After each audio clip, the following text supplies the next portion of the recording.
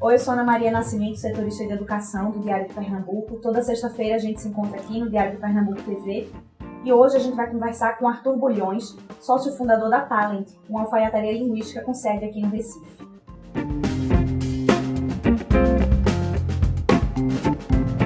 Olá, Arthur, tudo bom? Tudo bem. Bem-vindo ao nosso espaço aqui.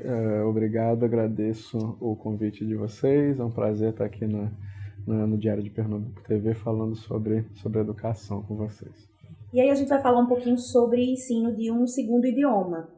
E a Talent é especialista nisso, né? E eu queria que você falasse um pouquinho pra gente sobre por que tantas pessoas têm dificuldade em aprender um idioma que não é aquele que ele aprendeu desde criança. Primeiramente, essa dificuldade ela vem de uma grande diferença entre a cultura escolar que a gente tem quando frequenta a educação básica e a cultura escolar que a gente encontra quando se propõe a estudar um novo idioma, sobretudo em instituições de ensino especializados. A gente tem uma cultura de trabalhar com resultados quantitativos, de trabalhar com notas, e muitas vezes essas notas não conseguem aferir de maneira precisa as habilidades que nós temos num dado idioma.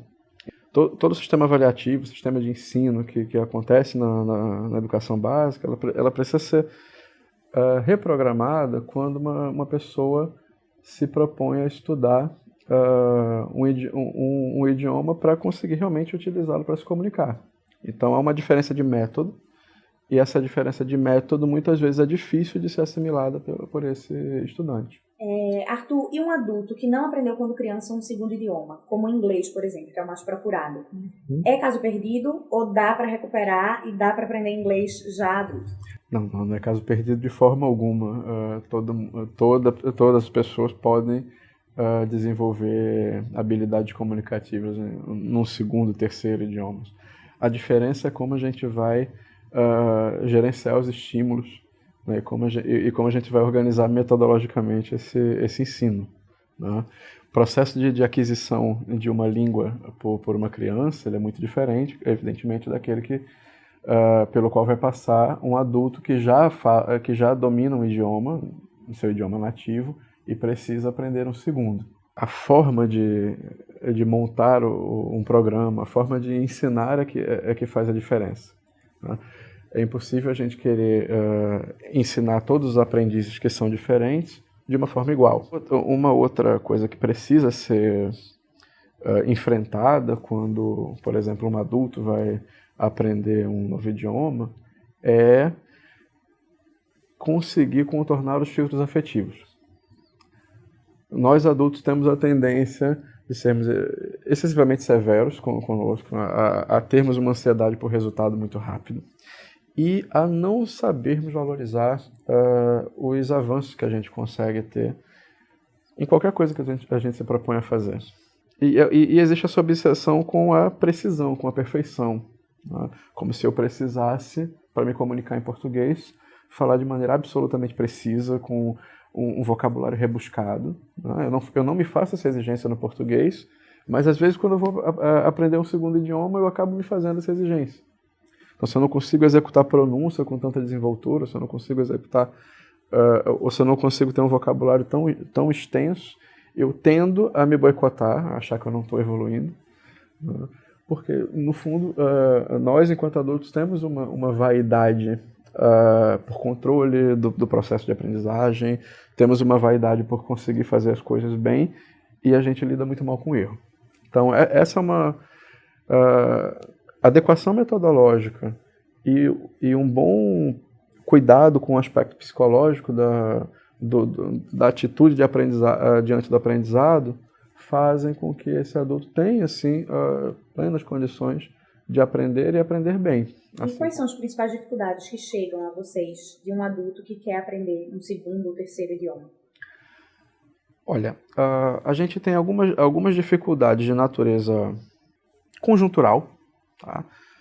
No caso da Talent, nós lidamos com pessoas que são extremamente ocupadas, que não têm uma rotina com um bom grau de regularidade. Então, elas têm dificuldade, por exemplo, em separar o momento da semana no qual elas vão se dedicar a estudar um idioma. A gente também lida muito com o problema do filtro afetivo. São pessoas que já tentaram diversas vezes e fracassaram, ou acham que fracassaram, e que existe sim um caminho e que a gente, lidando com as informações desse aprendiz, vai encontrar esse caminho para ele. O caminho vai se moldar a ele, não o contrário. E também, muitas vezes, a ansiedade por um resultado urgente são as principais dificuldades que a gente costuma encontrar e ouvir dos nossos aprendizes. Uma coisa que parece ser muito comum é que as pessoas dizem, eu até consigo ouvir uma música, ler um texto, mas na hora de falar eu travo. Por que essa parte é tão complicada para algumas pessoas? Bem, isso é uma percepção que ela é mais fácil de ser expressada assim por pessoas que já, por exemplo, falam um outro idioma. E que são adultas. Por quê? Porque elas têm um hábito de refletir sobre o próprio processo. Uma criança passa um tempo bastante considerável não produzindo discurso, mas ouvindo. E aí, em algum momento, ela passa a desenvolver habilidades produtivas, a gerar discurso, a gerar fala, né, e depois, com a ajuda do próprio processo de educação formal, a produzir escrita. Só que isso acaba ganhando um grau de naturalidade para a gente tão grande que a gente não entende que, de certa maneira, existe essa ordem lógica no desenvolvimento de certas habilidades. É normal que nós desenvolvamos mais cedo habilidades passivas, para que depois nós sejamos capazes de desenvolver habilidades produtivas. Tá? Precisamos primeiro de input para depois gerar output. Certo? É claro que no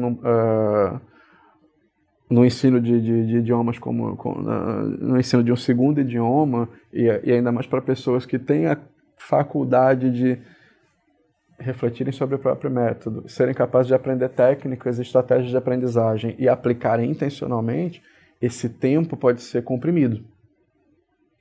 Mas essa ordem, ela, de certa maneira, é muito difícil de ser quebrada.